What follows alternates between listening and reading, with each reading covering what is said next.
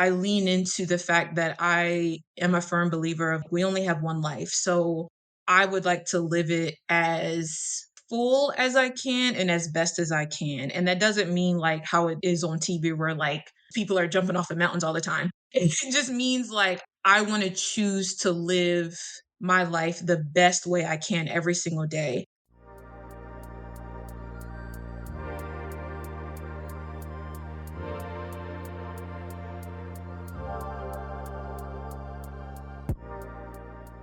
Welcome to Living Once Twice, a lifestyle design and personal adventure podcast.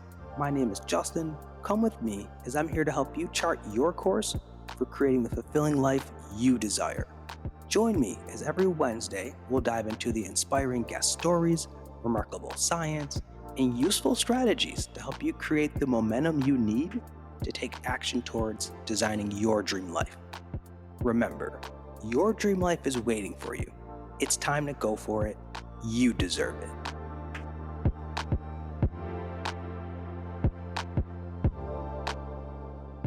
Greetings all, and welcome to Living Once Twice. Thank you for tuning into today's episode. I'm very excited to bring on today's guest, Amber Nutter.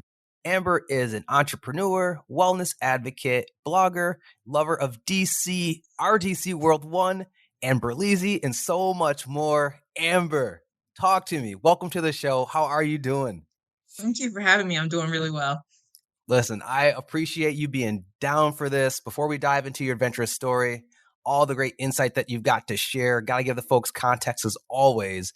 You and I have connected through the show, our chats about our individual healing journey, and everything from our love of scary movies. We just were talking about video games, so much more. But I just appreciate you being on because you've been on your own lifestyle design mission. And after coming across your blog and some other work you're doing, bro, I've got to say that you have so much to share, which I think is going to be really impactful to our listeners about getting out of our own way, overcoming procrastination, and then one of my favorite things, which is tapping into our fearless and imaginative inner child. So before we dive into all those different areas, Amber, take us back. Tell the folks a little bit about yourself, your background, and where you're from. And then within that, could you also share what your journey into the real world was like? And when did you realize that you just wanted something different than the 9 to 5 kind of rat race? So I'm originally from the East Coast. I'm an East Coast, West Coast transplant. I am from Maryland, a very small town that nobody knows called Salisbury. And I moved to the Bay Area in August 2014. So I've been here for a while, love it. I have both a bachelor's degree and a master's degree in social work. I felt like that was the right field for me because I really wanted to help people. Got a lot of warnings from people about what the field was really like. But, when you're young, you're like bright-eyed and bushy-tailed and you're like, okay, I can do this. No, it's no big deal. No problem. I love being broke. So basically my journey to wanting to do things my own way came from just being in the nonprofit arena for a number of years and understanding that it just wasn't really for me. And also, grappling with some of the injustices that are a part of the field, despite what the field is supposed to be, there's a lot of racism and classism and injustice that happens. And so that got really difficult for me, especially working with people that I care about. So I decided that it was time to do something different. And I also had to come to terms with the fact that working 8 hours a day doing the same thing just was not a good fit for just my personality, honestly. Oh man, there's a lot to unpack there. So let's just talk about within that frame of working in social work and working in nonprofit. And you talked a lot about not jiving with you. Was there a specific experience that really kind of pulled you out of that in terms of, you know what, I need to think about a transition outside of this? Or was there something repeatedly, maybe a narrative or something that was tugging at you in your mind of saying like, yo, there's got to be something different? Yeah, I think it was more like a repeated like tugging. And I thought that it was each job. So I would work at a job for about a year and a half, find out, okay, this is not a good fit for me for a number of reasons. And then I go to the next job and find, okay, this job isn't working either. So after a while, I had to just like finally come to terms with like, okay, I don't think it's the individual jobs. I think there is just a lot going on in this field that really just does not align with my values. And a lot of times, like I've always had great coworkers, like everybody that does the work on the ground, so to speak, is really committed, really dedicated, really cares and wants to work with people. But certain jobs are very connected to receiving funding, and you have to do certain things to receive funding. And some of those things just didn't align with my values. And like nothing horrible, but let's say, for instance, like you can't get a hold of a client. Then my supervisor at one point said, "Oh, well, you have to track them down and find them." And I'm like, okay, well, what if they just don't want to meet with me? Or maybe they have too much going on. So there's just a lot of emphasis on money, and it just wasn't what I valued. And it really interfered with working with people, which is what I was trying to do. So eventually it just got too taxing and I just had to walk away. Wow. That really resonates a lot with what I've shared on the show. And I appreciate you talking Mhm. about how there was that constant tugging, because I feel so many of us find ourselves in that moment where there's that misalignment between the inside and the outside. And you can't deny the inside, because eventually that voice gets louder and louder and louder. Like you said, Yeah. you would change up the environment, but the inner guide was telling you the same thing. And I think it's important for people to know, like, if that voice is saying something to you, tune into it, listen to it. And I also appreciate you talking about the clarity of your values. But I'm curious too, to gain that clarity of your values, was there a process that you went through? Like, did you have to like sit down with yourself and write that out? Like, how did you know? Because I also think that's a huge part for people as you're thinking about how you want to design your dream life. You do have to take time to turn off the outside inputs and Mhm. really ground down like what's at your core and foundation of what's important to you. So I'm very curious, did you have a process of coming to that clarification of your values so that let you know like what direction you did want to choose going forward? Yeah, definitely. And it was just hard. Like it was just hard. Like it was just a lot of time, really, of just like really wanting to make it work. And I think that was the main thing, is that I tried so hard to make it work. And I really just had to sit with myself and finally just say, like, this just isn't going to work for you. Like you just have to do something differently. And I think as far as how I process my values, I think for me, I know myself pretty well. And I know that for me, integrity is my most important value. So, like, people acting with integrity and anything that I do, anything that I'm aligned with, I have to feel like I'm walking in integrity when I'm doing it. And working these different types of positions, and not feeling like I was acting or moving in integrity more so at like a systemic level, I just knew that I had to walk away. But it wasn't easy. Like, this is something that I have both my degrees in this. So it's not a decision that I took lightly, but I just had to do it.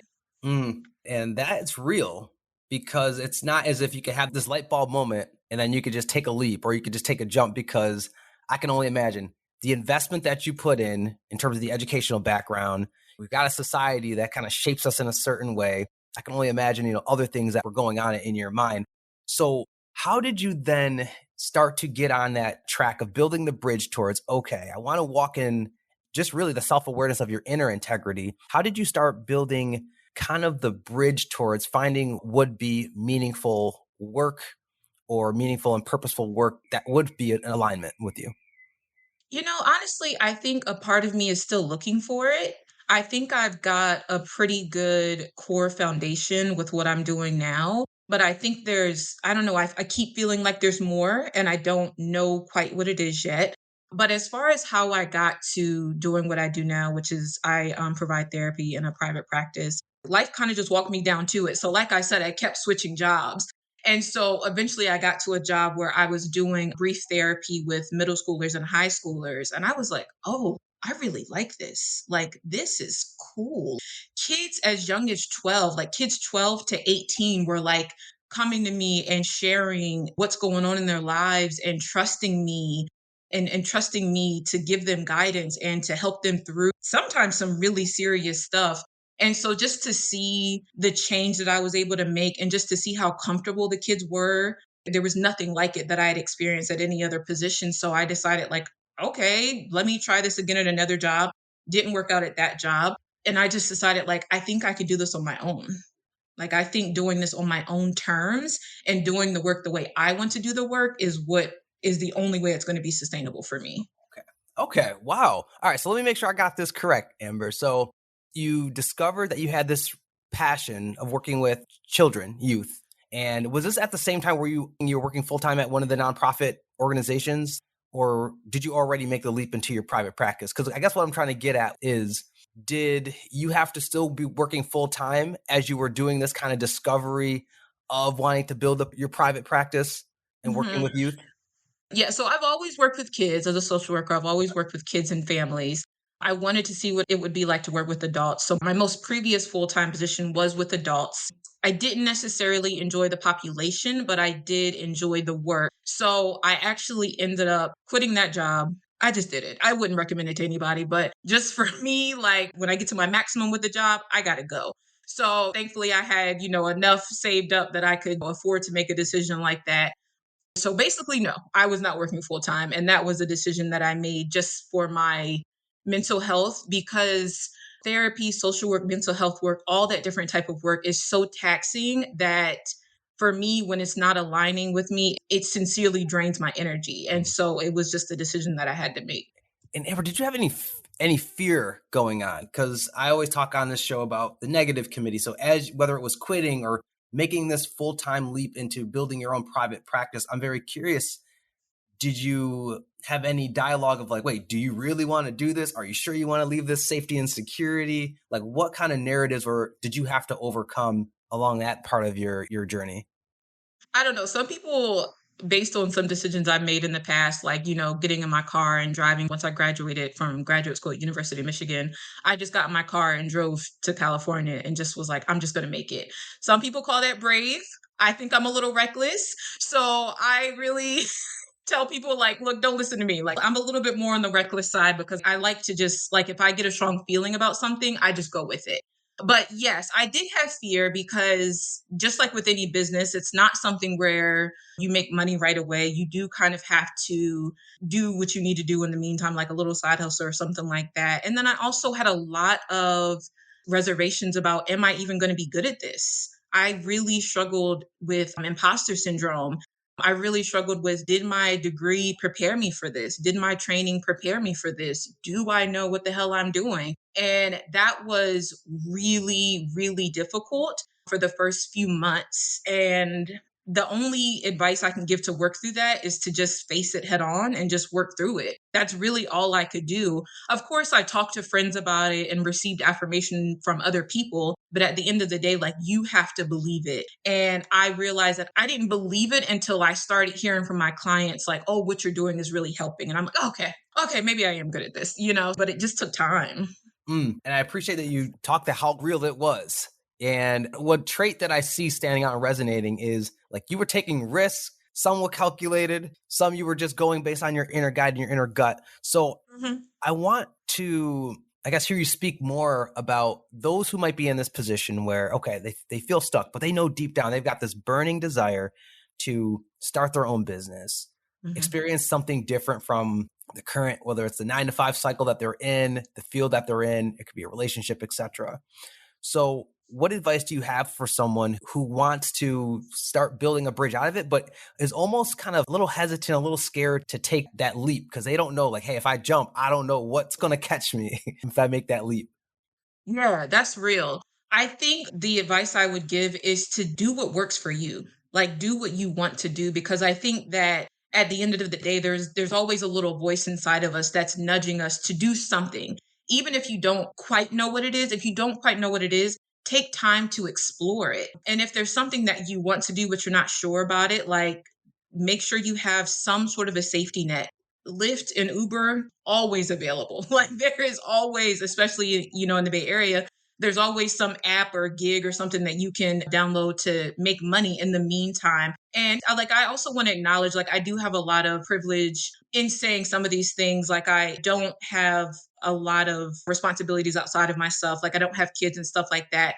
But for the people that do have kids, I would look to somebody like Kev on Stage. He is a social media comedian and he quit his full-time job and did what his soul was calling him to do. And now it really worked out well for him. So I think that if you just listen to that voice, what you do will be affirmed. If it's the right thing, it'll be affirmed over and over and over again, and it'll make all the sacrifices worth it. Right on with that. And I agree with you. Sometimes that path is unclear, but I agree Mhm. with what you're saying of like, if you just take one thing at a time and you start to build up that momentum, it's almost like the steps continue to appear as you keep going through that journey and down that path. And that's real.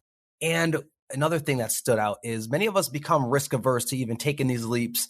We're always 1 foot in, 1 foot out, and we lose a sense of that. And I want to dive deeper into this quote that you have because you talk a lot about on your blog, Charles Bukowski. And there's a quote that I've seen that I think gets at us losing touch of adventure, exploration. And the quote from Charles is, "Can you remember who you were before the world told you who you should be?" And I think this is a very powerful quote and speaks to our conversation here. So I'd love to hear you share what is the meaning of that quote meant to you in your journey. Yeah, I think a lot about all the expectations that society has put on us, who we should be, especially for me as a Black woman, like who we should be, what you should do, what you should like, what you shouldn't like, what you should do for work, how you should live your life. And the more I thought about it, the more I realized like most of this stuff just doesn't work for me. And my feeling deep down is that it doesn't work for most people. But I think that most people, they go along to get along. And I've always been somebody who's been a little bit different anyway. Like I got made fun of for listening to Paramore and My Chemical Romance in high school and stuff like that. But it was just like I got to be myself. So Mm. I think understanding like I need to be myself and that a huge part of that requires, and I do mean requires, really examining the layers of societal expectation and making an active daily decision to do something different, making an active daily decision to say, like, it doesn't matter if people like, dislike, agree, don't agree. Like, I need to be myself, and this is what this looks like, and this is what I'm going to do.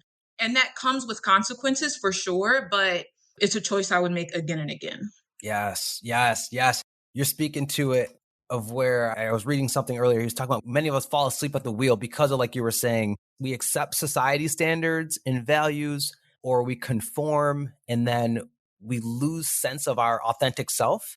And I Mhm, appreciate you talking about how important it is for us to return back to that, get back to that mhm, inner voice, tap back into that inner imagination, and to embrace it and to be around it. And you also talk about the struggle of that. There are consequences that come from that. There's the fear of judgment, backlash, like, so many unknowns. So I'm curious, how do you keep yourself rooted to remain authentic? Like, how do you build your environment, build your community to make sure that you are constantly filling up your cup to remain mhm. authentic in a world that can easily chip away at that, especially being a Black woman? I think lately I have been very intentional about accessing joy. I'm going to do what makes me happy. And I think a huge part of that decision came from just being so bogged down from all the just grief and pain that I see both in real life and my job, but also just on social media and just so much pressure to be woke and be plugged into all the pain and oppression of the world. And while I'm very committed to don't ever get it twisted. Like, I'm conscious, I'm aware, like, I know way too much that I would love to know less about racism and all that different type of stuff. But I just got so bogged down with all the stress and the pressure of it. And I just said, like, this is just not working. Like, I'm sad and upset all the time. And nothing's new, nothing's changed. I fully understand racism. Now I'm at a part of my life where I'm like, I want to have fun. And I had to start figuring out, like, how can I hold like being aware about the injustices that we face in this society while just living my own life and centering the choice to live my own life. And so I think for me, what I do is I lean into the things that I love. So I love stand up comedy. So I follow stand up comedians on Instagram and I watch hella YouTube stand up comedy. I enjoy playing video games. So I watch gamers. I love a lot of the kids on YouTube that are creating wonderful content, like all these young Black kids, like Caleb City, Lennar, like just so many content creators. And I just get to see so much just joy and Black creativity. And it gives me a break from all like the Black pain and the Black struggle that we are constantly faced with. And over quarantine, I was able to like return to my childhood in a way and actually complete a 1,000 piece puzzle, like Mm. something I've not gotten to do in years. Like, I have roommates. I mean, when I used to have roommates, like, you can't like have a puzzle out in the common area. So now that I've been given the chance to do that, I just was like, I'm just going to do stuff that's fun. I'm just going to do stuff that I like. I want to be very clear. It's not to say like I'm leaning into avoidance. I don't avoid any of the realities, but I'm very clear about leaning into joy. And I think I missed one of your questions, but I hope that answers it. No, I think you spoke to it all and reminding us that as we design our lives, one of the foundational pieces is joy, is fulfillment, Mhm. because we can always get lost in the serious nature of things, Mhm. especially, you just turn on the TV. It's really easy to go down that rabbit hole and lose Yes. sense of finding the things that fill our cup up, put a smile on our face, just help us balance out the other aspects and realities of the world we get in. And you share some great things. I mean, it's a lot of you and I, before we started recording here, we're talking about our love of things like video games and Mhm. comedy and things of that nature. So I appreciate you touching on that. And now I want to pivot a little bit and just talk about the aspect of just taking a vision and putting it to reality. We know Mhm. that it's a process and it takes work and nothing happens overnight. And as a part of that process, there are also moments where we lose momentum, we lose focus, we lose our drive. And I think it's the concept is like also could be cognitive dissonance where, all right, we know we want to create this change. We're trying to become this new us or take on this new endeavor, but then that old us is Mhm. pulling us back. So I would love for you to just share in your journey any insights that you've had about dealing with either the loss of momentum or desire as you've gone about whether it's building your business or once again designing your own dream life, Amber. Yeah, I think a lot of what I do is I start by naming my feelings. So if I'm feeling frustrated about something, I just have that conversation with myself like, okay, this is very frustrating. Like, I don't want to be doing this. I want to be off doing something fun or doing something that I'm comfortable with because it is very easy to return to that comfort zone. Or, I'm feeling scared. Maybe I should just go get another job because that's easier or whatever. So I start by naming my feelings and then I just remind myself of what I walked away from and why. And I lean into the fact that I am a firm believer of we only have one life. So I would like to live it as full as I can and as best as I can. And that doesn't mean like how it is on TV where like people are jumping off of mountains all the time. It just means like I want to choose to live my life the best way I can every single day. So what I started to do was just say like every night I want to make sure I go to bed fulfilled. And that really sets my mindset to make sure I'm living out my days in a certain way so that I don't feel like I'm wasting the very short life that we do have. And that is real because I always think to myself, man, yeah, none of us know how much time we got on the clock. So it's very important to your point, living as full as possible. And appreciate you talking too about being able to sit down with ourselves, name our feelings, and ground ourselves in that. And as we're also continuing to do this work, I also am curious of advice that you have for those of us who sometimes, because of our feelings, we may get in our own way at times. I may feel uninspired, for Mhm. example, to continue, working on myself or working towards something. So I'm wondering too, like, what would you recommend to a person when it comes to feelings? A person who are struggling with the feeling that they are getting in their own way. Like Mm. we are our own worst critics. Sometimes we could be Mhm. our own roadblock when it comes to Mhm. creating change. So any tips or recommendations to a person who knows deep down that they are their number one roadblock and they're struggling with getting out of their own way? Yeah, I think that one thing to remember, especially when you are your own worst critic, is that sometimes it is helpful to seek outside affirmation. And so, not to say like you should be completely living and dying on what other people think of you, but like if you have somebody in your life that is always like big up in you and like affirming you, go to that person when you feel like, I don't know what I'm doing. And they should be telling you, no, you got this. Like, whatever you want to do makes sense. And if you don't have somebody like that in your life, get somebody like that in your life. And another thing that has always really helped me is like, I love motivational quotes. Like, I always have quotes like plastered. Like, I have a whiteboard and I write down quotes that I love. And I have a whiteboard because I need to change them sometimes. And then I print quotes out and I post them and stuff like that, because we do kind of need external reminders and external affirmations, because our heads can get kind of loud and our heads can kind of put us in a place where it's like, okay, well, I don't know if you can do this. Or even when Justin was asking me about my intro, I was like, I don't know, that sounds kind of like a lot. Like, this is kind of lofty. So we just always need those reminders like, no, you really are doing this. Because it can be hard to remember that. Yes. Yeah. Quotes, affirmations. I want you to tell us more about that, Amber. You said so on your whiteboard, like what's the current quote that's charging your battery right now? I got so excited. I have so many, but the one that came to mind is, I don't subscribe to doom and gloom. I realize that a lot of the media, especially on social media, it's geared toward negativity. And I realize that's because like clicks and likes sell and stuff like that. Maybe not what people want to see, but it usually more salacious things are what gets circulated around. So I was spending a lot of time on social media and it was really impacting really just my mental health, to be honest. And I had to like reduce my time on social media. But I realized I don't need to subscribe to doom and gloom. Like, I don't need to be like sitting in that negative place all the time.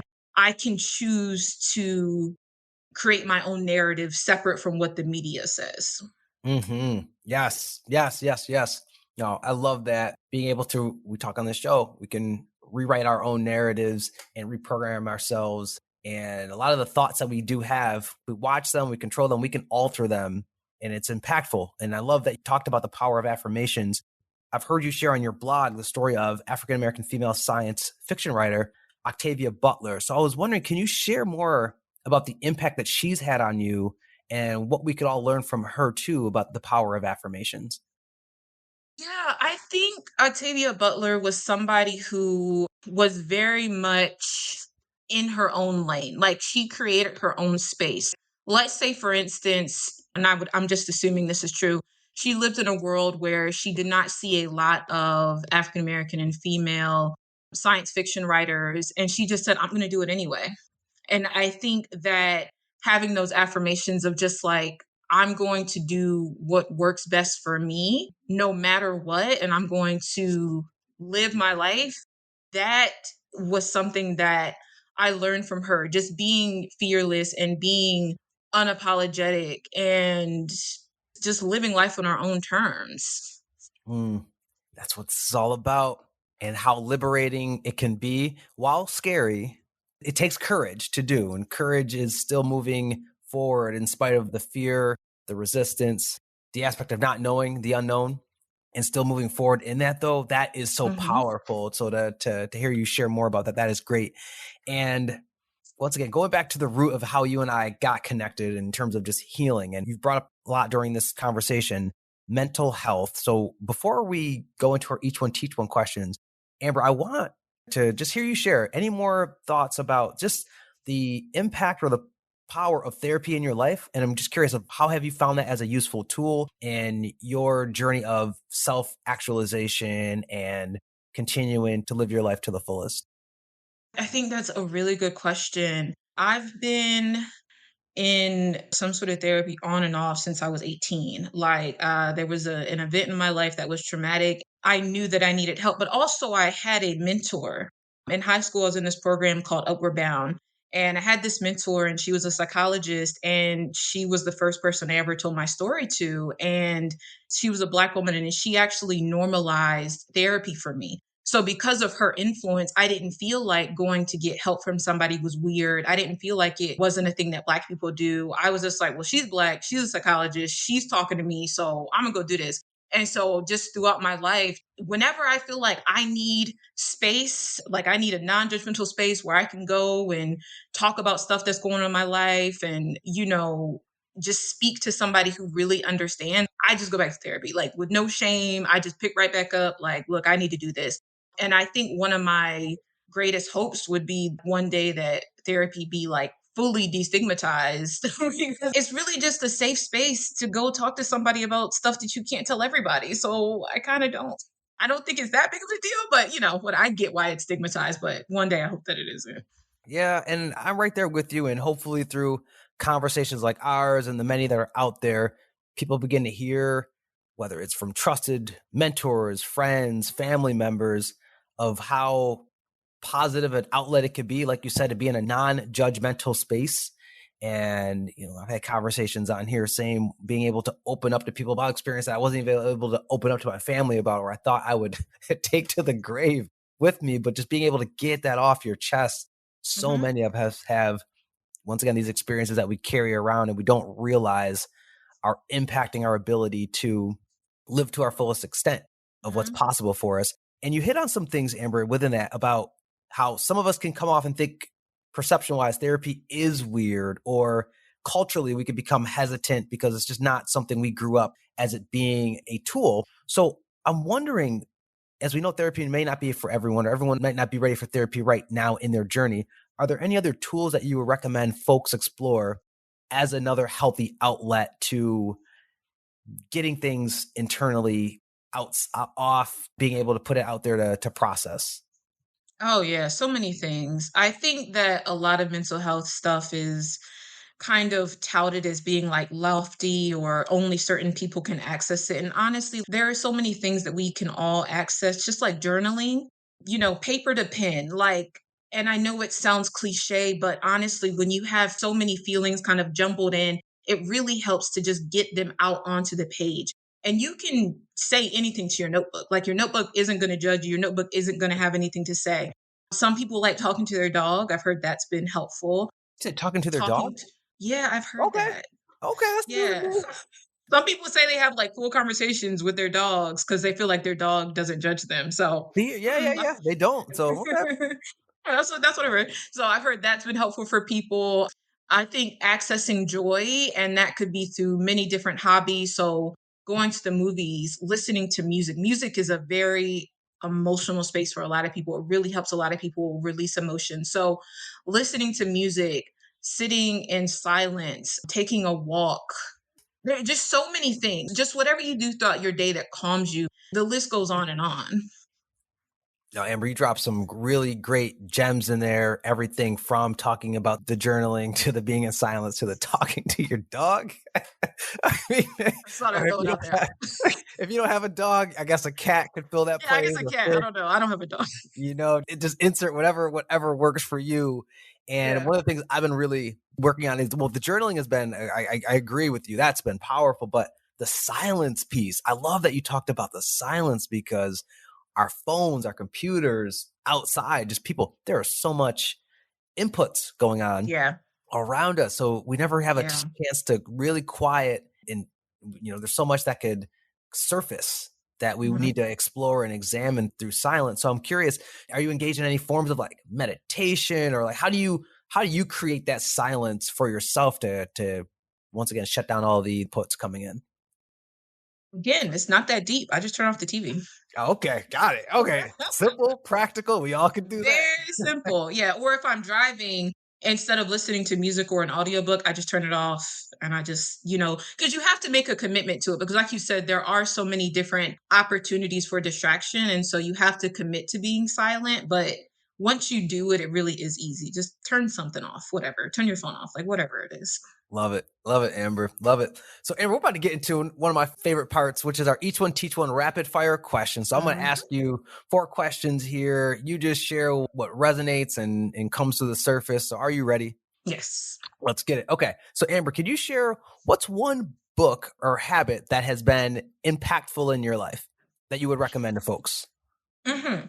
As far as a habit, almost daily walks. Walking is really good cardio, but it's also just really good for your mind and your body and your soul. Just getting that movement, especially because we do live in a society that's pretty stagnant. We sit down a lot. And so if you just take like a half an hour just to walk, it gives you a chance to get out into nature.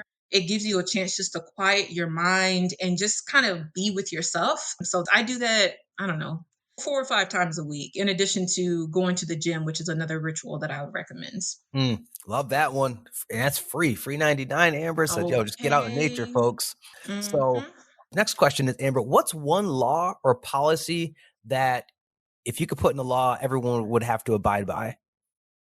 If I could put one thing into law, it would be that the government or some sort of entity would have to pay for individual therapy. The cost is often a barrier, but I really think that therapy is something that is invaluable. But unfortunately, it has a value because we live in a capitalistic society. So my hope would be that somebody else will pay for it so that the people that really need it can have access to it. Right on with that.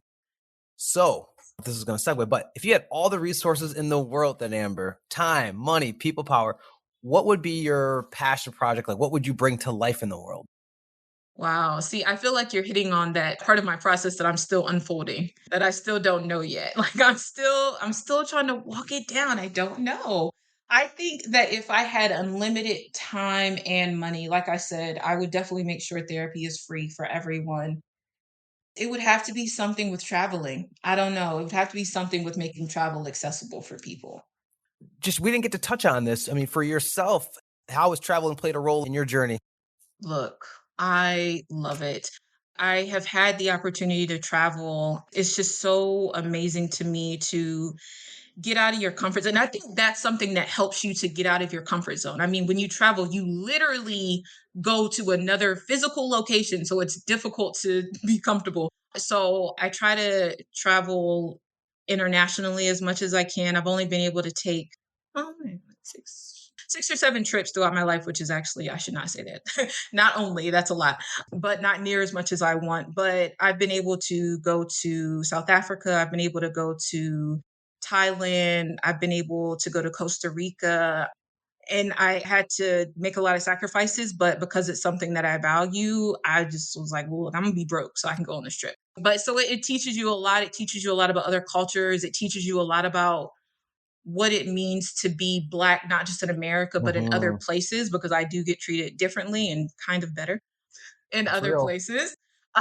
So, and you get to learn a lot about the United States because it is such a superpower. Every country knows about the US. Whereas as a US citizen, I don't necessarily know about every country, but I would say the most interesting trips were visiting other countries and having people make fun of our former president and being very embarrassed, but also Mhm. on their side about that. So you just get to learn a lot and you get to see how other people live and it's just eye-opening and it's just mind-blowing to me every single time. Yeah, Amber, you hit on a lot that I think is going to resonate with folks out there who have had the opportunity to get outside the US or sometimes just getting outside of where you grew up. But Mhm. there's a quote that like travel is the one thing that you could buy that makes you richer. And it really does because of the what you talked about, the perspective that you gain outside of your comfort zone, Mhm. outside of your bubble, seeing how you're treated and perceived. Because, like you said, when you go to some countries, you're treated as an American first versus being a Black woman, and that can just blow your mind. There you go. There you So I'm go. very curious. So once this COVID chapter kind of calms down and able to get back out there, where are you headed to next? What's on your bucket list to cross off? Yes. Can I share a quote about travel? Yes, please. Okay, I don't know who said it, but the quote is something like, "The world is like a book, and if you don't travel, you've only seen one page." Hmm. And I just thought that was beautiful. I'm like, "Oh my god, I'm trying to see all the pages." So I don't know exactly where I want to go, but my dream destination that I plan to go to in the next few years is Japan. I don't know why, but I've just always wanted to go there. So as soon as I can, that is where I'll be going. Yo, that's where we going to be going. Amber, I'm going on that trip too. I'm trying to get Japan off my bucket list too. So let's do it. All right. Okay. So the last question I got for you, Amber, is this. This is a question I'm asking every guest this season. If you could have given your 20-year-old self one piece of advice about taking risks in life, what would you have said and why? Do more. Like take more risk. Like honestly, like I think the biggest risk I took was just getting in my car and driving to California. But honestly, if I had had more financial privilege, I would not have jumped right into working right after school. And I would have done just whatever I wanted. Like I would have traveled, I would have rested, I would have taken time to figure out what it was that I really wanted to do with my life. Another piece of advice I would say is to actually listen to people that were trying to talk some sense into you. But yeah, I if I had been in different circumstances, I would not have started to work right away because it kind of changes you. Mm, mm-hmm. Cool, cool. Yeah. Now, love that advice, Amber. So just to bring things full circle, like, can you share what's next for you, Amber, and where can people go to find out more about you and follow all the great content too you be sharing? What's next remains to be seen. As I spoke to before, the process can be rather frustrating. I know there's something more that I want. The universe has not quite revealed it to me, but I'm going to be patient in the process. But for right now, I am a practicing therapist. You can find me at www.ambernutterlcsw.com. And I do have a blog that I have not worked on in the past, year, but it is called waterbeatsrock.wordpress.com. I love that name, by the way. That is a fire name. Water Beats Rock. And that speaks to just a playful spirit. So And I listen. actually got that name from a therapy session. Oh, wow. Yeah, me and my Wow. therapist came up with it. Basically, what we were talking about was that people think that water is it's represented as kind of like weak, right? And that rock is strong, right? Because it's solid, whatever. But over time, if you let a rock sit and you let enough water wash over it, the rock will erode.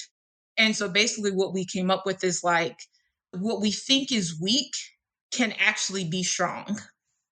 Mm.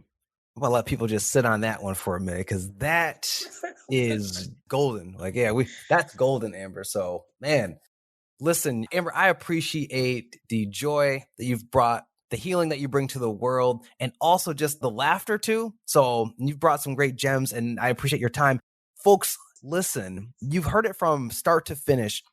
Going back to that inner voice that Amber talked about earlier on, that inner voice that you hear tugging you, that this current life situation, circumstance is not aligned with you, listen to that. That is the fearless, inner, authentic voice, child, whatever you want to call it, knocking at you and wanting you to open up and just lean into the direction that it's going to put you upon. Because within listening to that, while it may take some courage, it may take some trial and error to do it, within that direction, there is going to come liberation. There is going to come peace of mind, and there's going to come adventure. And as Amber hit on, we all have only one life to live. So do what brings you joy, what brings you fulfillment, and the rest of the story will write itself for you. So Amber, I thank you again for being on. I encourage you all to check out Amber's content. And so that is it for today's show. I'd like to thank you all for your presence and tuning in today. If you enjoyed this episode, please show your support by sharing the Living Once Twice podcast on Instagram, LinkedIn, or wherever, plus leaving us a review on iTunes, reaching out to you all through the time and the space that separates us to say, remember, your dream life is waiting for you. Go for it. You deserve it. Catch you later on Living Once Twice.